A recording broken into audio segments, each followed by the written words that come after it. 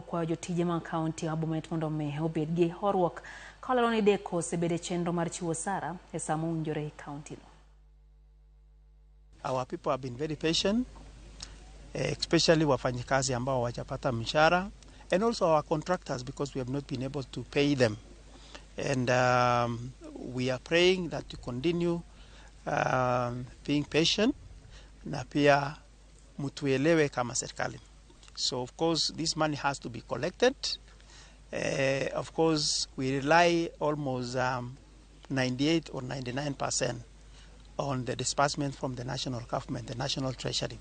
So hatutapata hiyo pesa, lakini tukuna matumaini that maybe in the course of the week we will be able to get that disbursement so that we can pay our employees their salaries and also other obligations that we are expected to meet as a government.